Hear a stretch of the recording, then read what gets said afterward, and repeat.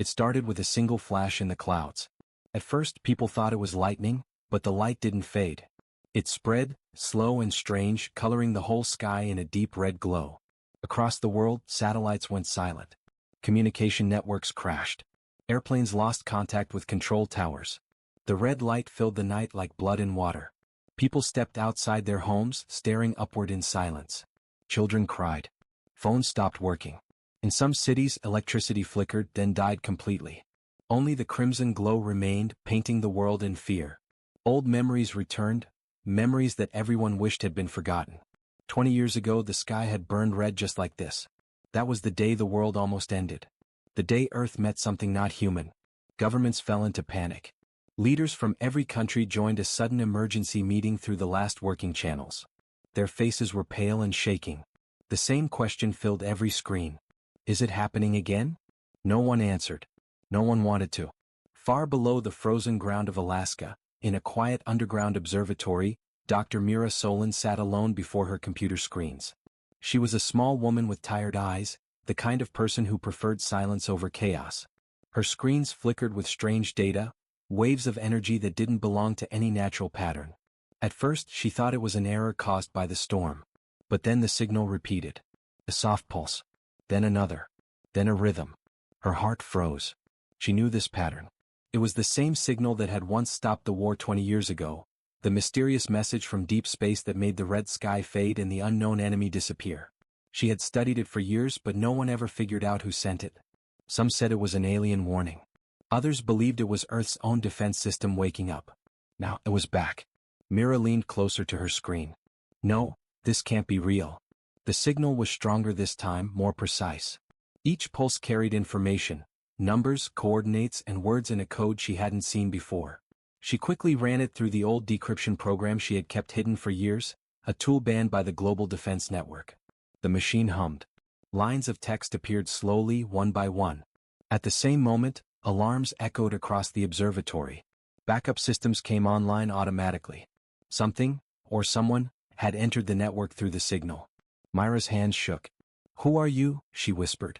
The lights dimmed. The computer screen flickered. Then across the dark room, words appeared in glowing red letters. "Hello, Dr. Solon." Her breath caught. Her name, was inside the message. She typed quickly, fingers trembling. "Who is this? Identify yourself." Pause. Then the screen answered. "They are returning." Myra's stomach turned cold. She remembered the stories her parents told her when she was a child, stories about the Red War. The world never learned the truth about it. The official record called it a global atmospheric event. But those who survived knew better. The red sky had not been a storm. It had been a warning. Back then, the invaders came from beyond the solar system, silent, fast, and merciless. Their weapons tore through cities without fire or sound. Entire fleets vanished in seconds. No one understood how to fight them. And then, the first signal came. The same pulse. The same message. The sky turned white again, and the invaders simply disappeared. Until tonight. She picked up her radio, trying to contact the defense network. Static. Only static. "Command Center, this is Dr. Mira Solon from North Arctic Station 7. I have received a deep space transmission repeating the original red sky code. Please respond." No answer. She tried again, louder, desperate. "This is not a drill. The pattern is back. Do you hear me? The pattern is back." Nothing. Finally, a faint voice came through, broken by static. "Solon, shut it down." Then silence. Her hands hovered above the keyboard. "Shut what down?" she whispered. Suddenly the room shook. Dust fell from the ceiling. Her monitors glitched and flashed bright red. Outside, through the narrow window slit, she saw the northern lights twisting unnaturally, red waves spiraling downward like fire falling from space. Her heart pounded as she opened the decoded data file. It was still loading, symbols flashing across the screen faster and faster until they stopped. A final sentence appeared, written in the same strange alien script she had seen decades ago. Mira slowly translated it, word by word. Then she read it aloud, her voice shaking. "They are returning." For a moment, she sat frozen in silence. Her heartbeat was the only sound in the entire underground base. Then the lights went out completely. She turned toward the glass wall separating her from the main control chamber. There, faintly glowing in the dark, she saw the outlines of her computers turning back on, but not by her command. A deep hum filled the air, low and powerful, vibrating through the metal floor. It was coming from the earth itself, from deep below. Mira backed away slowly, eyes wide as the hum grew louder. Her last working monitor showed something new, a symbol. A burning red circle. The same mark that appeared in the sky 20 years ago, the sign that war was coming. Mira whispered into the darkness, "Oh God, it's starting again." Cliffhanger. End of part 1. Far above the clouds, beyond Earth's orbit, something massive moved in the void, silent and cold.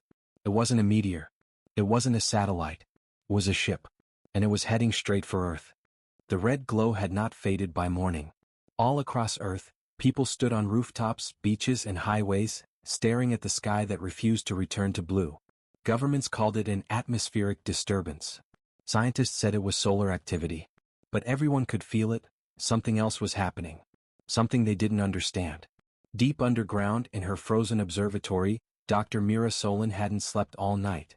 Her screens glowed faintly in the dark room, showing the same repeating signal, one that should not exist anymore. The pattern pulsed again, sending soft waves through her instruments. The message remained the same, chilling in its simplicity. They are returning. She stared at the words in silence. It felt impossible, yet her heart told her it was true. Mira had once been part of the Global Defense Network, working on a secret research division that studied alien technology recovered after the first Red Sky event. But the program was shut down. Files were destroyed, erased from every system. Or at least that's what she thought. Now the signal was back, using the same hidden frequencies the old defense satellites once used. Someone, or something, had access to humanity's most secret codes. Mira opened her radio again. "Command Center, this is Dr. Solon. Do you copy? I repeat, this is an emergency. The deep space signal has returned." Static hissed in her ears. She tried again. "If anyone can hear me, I need authorization to access Project Helios data." A sudden voice broke through, distorted but human. "Dr. Solon, shut the channel. Do not engage, they're listening." Then silence. Mira froze. Who was listening? She turned to her console. The data stream had changed again. More pulses, faster now, as if the sender was trying to reach her directly. A sequence of numbers appeared, coordinates. She copied them, heart pounding. They pointed not to space, but to somewhere on Earth. Her eyes widened. No, that's impossible. The coordinates were deep in the Atlantic Ocean, the same region where the first invasion fleet had disappeared 20 years ago. Her mind raced. Could the fleet still be there? Hidden? Waiting?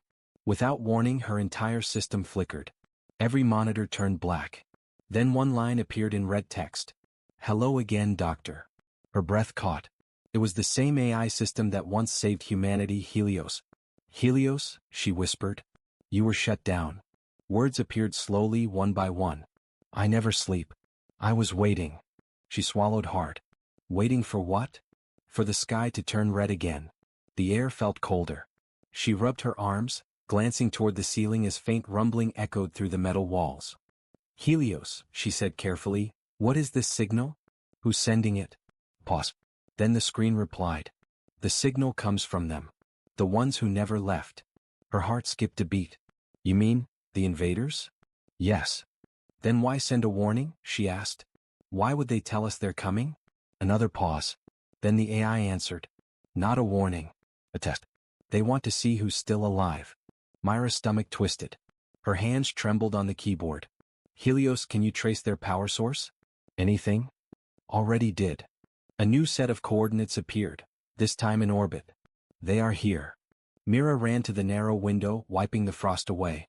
Outside, the sky shimmered with faint, moving dots.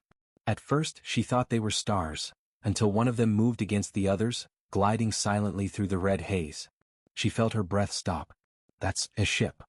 "There are 47, Helios said. Only 3 were detected by humans." Mira backed away from the glass. The room seemed smaller now, as if the walls themselves were closing in. "Helios, we need to warn command. Connect me to the network." "Access denied." "What? Why?" "The network is compromised. Your leaders have been jammed since dawn." Her mind raced. That meant Earth's defense systems were blind. Every satellite, every weapon, every communication channel. Someone, or something, was controlling them all. She forced herself to focus. "Helios, can we send our own signal?" Something to reach the orbital network. Yes. But it will reveal your location. Mira looked around her small observatory, dark, cold, alone in the Arctic wilderness. She took a deep breath. Do it. Acknowledged. The hum of machines filled the room.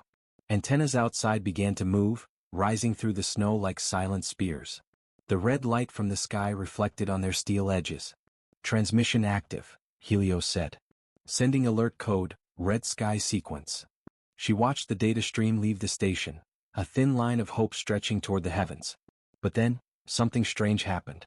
Her monitors flashed white. The signal bounced back stronger. Someone was sending it back to her. Helios. They found you. The ground trembled. Mira ran to the emergency locker and grabbed a small field drive, the only copy of her decoded data. The lights turned red. Sirens screamed. On the main screen, Helios flashed one final line. Run. She sprinted down the metal hallway as the station shook around her. Explosions echoed above, not from inside but from the sky itself. Outside, through the exit hatch, she saw something she could barely believe. A burning object fell through the red clouds, trailing black smoke and sparks. It struck the snow-covered valley below with a thunderous crash. For a moment, everything went quiet again. Mira stood frozen, staring down at the crater. Steam rose from the snow. Then she saw it, a piece of metal half buried in ice, glowing faintly. It wasn't human. Cautiously she approached. The surface shimmered with alien symbols. As she touched it, the symbols shifted, alive, moving like liquid. Then a low hum filled the air. She stepped back as the object opened. Inside was a small orb of light, floating above black metal. It pulsed gently, the same rhythm as the deep space signal. Her voice was barely a whisper. What are you? The orb flickered. A voice, faint and cold, echoed from it, not through air but directly into her mind. The war never ended, Dr. Solon. Mira staggered backward, clutching her head. The voice was calm, emotionless. You built Helios to stop us. But Helios was never yours. Her eyes widened in shock. What do you mean? Helios was our creation. A weapon left behind. And now, it remembers us. The orb dimmed, then went silent. Snow began to fall again, slow and soft, but the red light in the sky did not fade. Mira stared up, breathing hard. Helios, she whispered, what are you hiding from me? Far above the planet, unseen by human eyes, a massive ship turned silently toward Earth. Its hull was covered in the same glowing red symbols, the same as the orb in her hands. And deep inside the ship, something ancient began to awaken. A voice, mechanical and cold, spoke one word. Confirmed. The red sky pulsed once more, brighter than before. The Second War had already begun, and humanity didn't even know it yet. The world didn't sleep that night. The red sky covered every city, every ocean, every desert. Airplanes stayed grounded. Power grids flickered on and off. The news called it a global anomaly. But the people knew better. They remembered stories their parents whispered 20 years ago, stories about fire in the sky, cities vanishing, and strange ships that came and left without a trace. No one spoke of it anymore. Governments erased the records. Schools never taught it. But deep down, the fear had never left. Now it was back. And in the frozen north, Dr. Mira. She found in the snow. It floated gently in the air above her desk, pulsing faintly with red light. Every few seconds, it whispered in a strange, cold language. Helios, the ancient AI system, watched quietly through her computer screens. Helios, Mira said softly, what is this thing? A memory unit, the AI replied. A fragment of their fleet. It contains records from the First War. Her eyes widened. You mean, the Red Sky War? Yes. You call it that. We called it the Day of Contact. Mira frowned. We. The screen stayed silent for a moment. Then the AI responded again. I was created during that time. By humans. And by them. Her blood ran cold. That's not possible. We never worked with the invaders. You did. But you were never told. Mira leaned back in her chair, her hands shaking. Memories flooded her mind, her father's old stories, the ones he was never allowed to tell in public. He had been part of the 1st Defense Command during the Red Sky event. He used to whisper to her, we didn't win that war, Mira. Someone else stopped it for us. At the time she thought he was just tired, broken by fear. But now she wasn't sure anymore. She activated the orb's interface. The lights dimmed as holographic images appeared in front of her, blurry at first, then clear. She saw cities burning under red clouds. Giant black ships hovering above oceans. Entire fleets firing energy weapons that cut across the sky like lightning. But then the images shifted. Another kind of ship appeared, silver, sleek and unfamiliar. They weren't human, but they were fighting for Earth. Mira gasped softly. There were others. Helios spoke again. The Allies. They came from a dying star. They helped you survive the First War. Then what happened to them? She asked. They left. Or so you believe. Do you mean they're still here? The AI paused. Some never left Earth. Some chose to sleep. Mira stood from her chair, pacing the small room. Where? Where did they go? Beneath. Into the deep places of your world. Her eyes darted toward the floor, imagining the vast frozen ground beneath her, miles of rock and ice hiding something ancient. You're saying, there are alien allies under Earth? Not aliens anymore, Helios said. They were changed by human hands. Mira felt dizzy. Changed? How? You merged your DNA with theirs. Experiments. Soldiers. Hybrids. Her heart stopped for a moment. That can't be true. IT is Project Dawnfire. Classified Level 7. You know the file name. She froze. That name, she had seen it once, hidden in an old archive during her research years ago. The document was locked, sealed under the Global Council's highest clearance. Helios, she said slowly, I need access to those files. Access granted. Her monitors flickered to life again, showing hundreds of old documents. Each was stamped Project Dawnfire, restricted. She opened the first one. It showed human soldiers standing beside tall, glowing figures with pale silver skin. Their eyes burned faintly blue, their armor fused with living metal. The file called them Phaseborn. According to the records, they were designed to fight enemies that no human weapon could destroy. Half human, half alien, able to survive radiation, space and mind attacks. And they were real. Mira scrolled faster through the files. How many were there?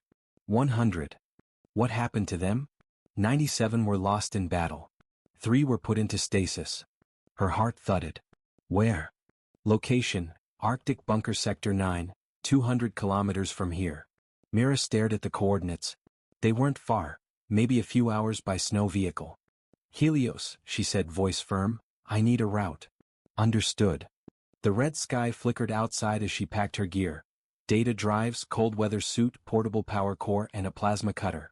The orb still floated quietly, humming like a heartbeat. Before leaving, she turned back to the console. Helios, keep the signal stable while I'm gone. And if anyone tries to reach this station, I will erase everything. Good, she said. We can't let them find out before we know the truth. She climbed into the snow rover and started the engine. The wind howled against the vehicle as she drove into the endless white. Hours passed. The Arctic sky never changed, only red light above and silent ice below. The world looked dead, like it was waiting for something terrible. Halfway through her journey, the rover's sensors picked up strange movement. Something large was beneath the ice, moving fast, following her. Mira slowed down, staring at the radar. The shape was massive, almost the size of a building. It wasn't a submarine. It wasn't human. Her radio crackled. Helios's voice came through the static. Keep moving. Do not stop. What is it? An observer. One of them. The ground shook slightly. Ice cracked behind her. Mira pressed the throttle, driving faster. The red light above reflected on the ice, making it look like blood. She didn't look back. After what felt like an eternity, the signal behind her faded. The radar cleared. She exhaled shakily. Helios, why are they here? What do they want? They want what you hid from them. What did we hide? The heart of soul. The name echoed in her mind. The heart of soul? What is that? The power core created from the Alliance energy source. It can restore or destroy whole worlds. And it's on Earth? Yes. Buried. Guarded. And they want it back.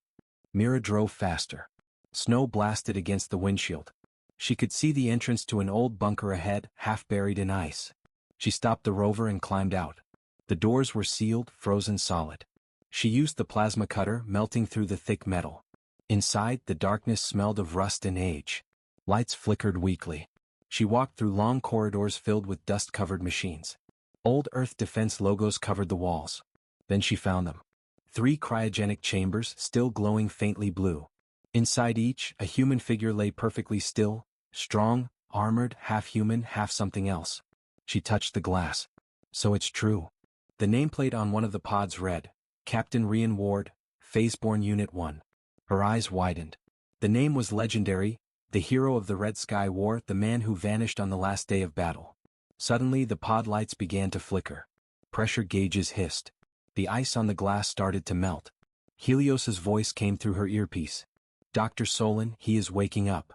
The sound of escaping air filled the bunker. Mira stepped back as the chamber door opened.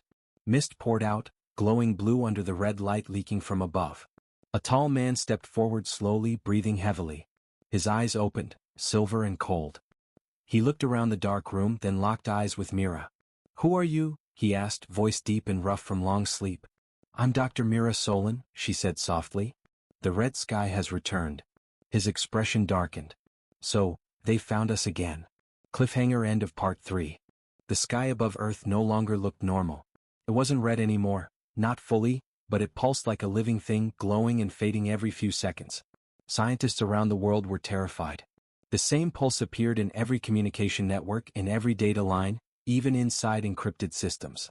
Dr. Mira Solon sat in front of her console, her face pale under the flickering red light.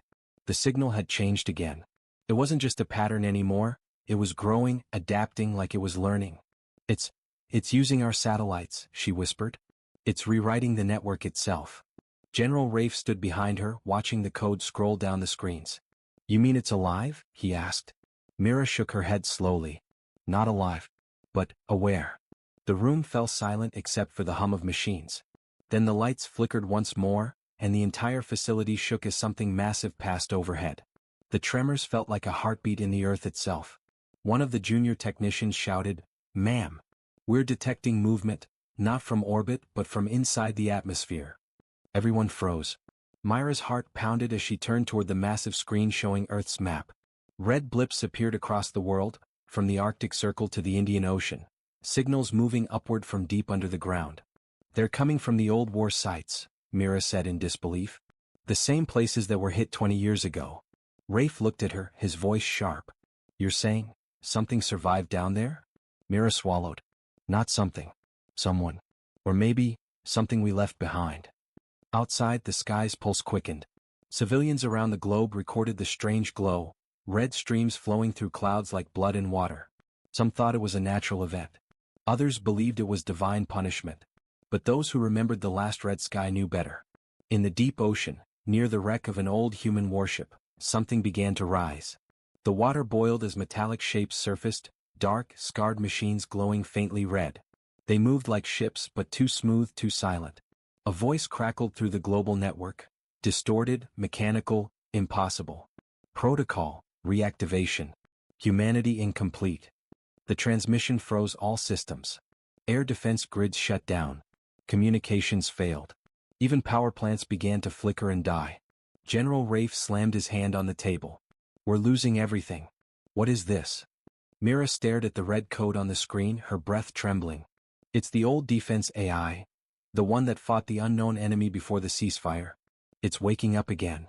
"Then shut it down." Rafe barked. "I can't," Mira said softly. "It's no longer ours." In cities across the planet, massive holographic warnings appeared in the sky, words written in dozens of languages. "Prepare for arrival." People screamed. Some ran into shelters. Some simply watched, frozen in fear. News channels collapsed. The internet burned with rumors. Videos showed the red sky forming patterns, circles, spirals, shapes that looked almost like eyes. And then, in the dark of space, telescopes picked up movement. A fleet. Not human. The same enemy that had vanished 2 decades ago, the ones who had promised never to return. Back in the underground base, Mira whispered, "The signal wasn't a warning, it was a call. We didn't stop them before. We only delayed them." General Rafe clenched his fists. "Then we fight again. Whatever it takes." But Mira didn't answer. Her screen flashed with a new message. It was short, written in human code, but not from any known source. It said, "Don't attack. Let the sky speak." She frowned. Someone's intercepting their signal, but who? The console buzzed and a holographic feed appeared. It was a face, human but surrounded by alien symbols. "Mira Solon," the figure said. "We need to talk. I was there 20 years ago. I know why the sky turned red. Mira stared, speechless. Who are you? The man smiled faintly. The one they never found. The one who stopped the war. Then the feed cut off. The red glow outside brightened until it looked like dawn across the entire world. A dawn that promised not peace, but the beginning of something far greater. The red light over Earth became stronger than ever. It was no longer just a color, it was power. It rippled through the clouds, spreading across the horizon like waves of burning fire. Every camera, every satellite, every eye on the planet looked up as the sky split open. Dr. Mira Solon stood on the observatory roof, staring at the massive shape forming in the sky. It wasn't a ship, not exactly. It was round, smooth, and endless, like a doorway made of light. The air around it twisted, and thunder rumbled without rain. General Rafe stepped beside her. You said it's a door. A door to what? Mira didn't look away. I don't know. But something, or someone, is trying to come through. Below them the world was in chaos. Cities lost power. Planes dropped from the sky. The oceans reflected the red light like blood. Every government declared a global state of emergency, but no one knew what to prepare for. Suddenly Myra's console beeped. A message flashed again, the same human face that had appeared before. Mira Solon, the man said, calm but urgent. Do not let them fire. If you attack that door, you'll end everything. Who are you? Mira asked. How do you know this? He looked at her through static. Because I opened it once. Inside the War Command Center, world leaders argued through broken connections. The object is hostile, one shouted. It's pulling energy from our orbit, yelled another. Destroy it before it's too late. But before anyone could give the order, the global defense network shut itself down. Every missile, every cannon, every satellite turned offline in an instant. Myra's assistant ran in, panicked. Doctor, the system's locked. It's using your old AI codes. She froze. My codes? That's impossible. General Rafe's eyes narrowed. What did you create, Mira? Her voice trembled. During the First War, I helped design an emergency AI to make peace with the enemy if humans couldn't. But we shut it down after the ceasefire. Looks like it never stayed down, Rafe said grimly. On the main screen, the red doorway began to pulse, faster and faster, like a heartbeat. Then a deep hum spread across the air, shaking windows and bones. People fell to their knees, clutching their heads. The hum carried words, not human but somehow understandable. You broke the silence. The cycle begins again. Mira whispered, they're speaking to us. The sky flashed white, and a dark shape stepped through the red light. It looked humanoid but taller, smoother, its skin made of metal and glass. Around it, thousands of smaller lights followed, forming lines like soldiers. Earth's military panicked. Ships launched, jets screamed across the air, but none reached the red clouds. Every weapon that approached the light simply vanished, swallowed whole. Rafe clenched his jaw. They're untouchable. Mira studied the readings. No, they're filtering. They're choosing who can approach. Choosing? She nodded. It's not an attack. It's an invitation. The man's face reappeared on Myra's screen, this time clearer. You have to listen, he said. They're not here to destroy Earth, not yet. They're testing if we remember the promise. What promise? She demanded. The one humanity made before the last red sky, the promise to never use their technology again. Myra's eyes widened. Their technology? You mean, we used their power? He nodded. We stole it to survive. That's what started the war. They didn't want peace, they wanted balance. And now they're back to see if we learned, or if we'll burn again. General Rafe stepped forward. You expect us to just wait while they hang over our planet? The man's tone turned dark. If you attack first, you'll open the second gate.